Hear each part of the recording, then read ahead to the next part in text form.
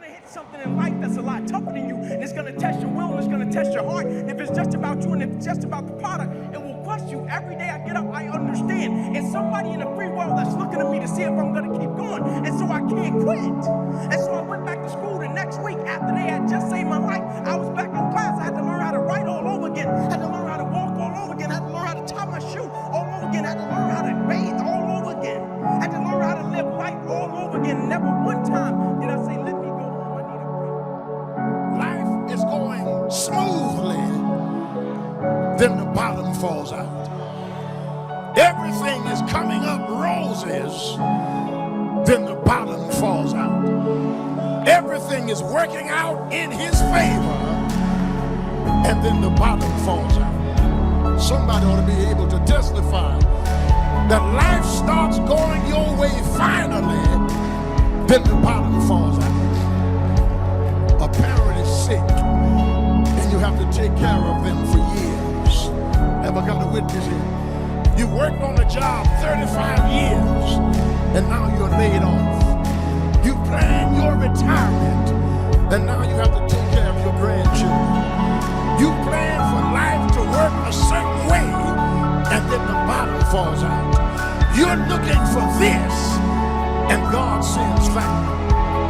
I need somebody to help me testify that even though you love God, even though you come to church, even though you read the Bible, just because you're a Christian does not mean that the bottom will not fall out. You have to be awfully immature to think that every day is going to be a good day. Somebody ought to help me testify. Some days are better than other days. And some days, if it ain't one thing, it's another. Especially when you get over 50. I was telling the church this morning, yesterday it was my left shoulder hurting.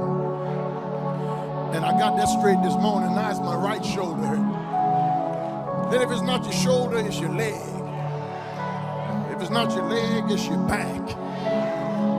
If it's not your back, your washing machine goes out. If it's not your washing machine, you got a flat when you get up in the morning. If it's not a flat, you got to slap your oldest son down. If it's not your oldest son, it's your youngest daughter. Somebody will help me testify. If it ain't one thing, it's another.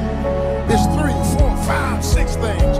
Because when you serve God, it does not mean that the bottom will not fall out. I tell people, you're not lazy. You just have infinite goals. What we want to do here is get some goals that will drive you, some goals that got some power behind them. And the way to do that, realize that right now you're about to create a real future that can make a major difference for you. That right now you're not just writing words down on a page, that even though you don't know how this is going to happen yet, that if you get something that you really want and you make it strong enough and you find strong enough reasons, you will find a way. That is to make your goals so real, to get, once you know what your goals are, to make them so real in your mind that it feels as if you already have them. When you get to that level where your brain actually believes it's already happened, something clicks. And oftentimes, in a short period of time, that goal becomes realized. I mean, in physical situations, things start to happen. I know this sounds metaphysical, but all I can tell you is it's worked in my life, and it's worked for other people.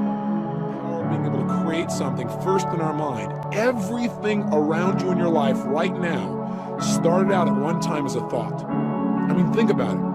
What are some things that you have in your life right now? Some relationships, some people, some skills, some beliefs, maybe a job that once was nothing but a goal. You're in that same moment now of creation.